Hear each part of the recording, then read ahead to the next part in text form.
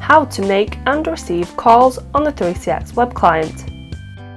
Search for the contact by name, extension number or email address. Click the phone icon and your call will be connected. Simple as that.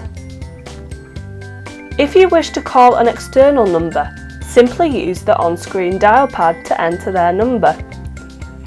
Incoming calls are conveniently displayed as a pop-up in the web client. You can answer, decline or divert to voicemail.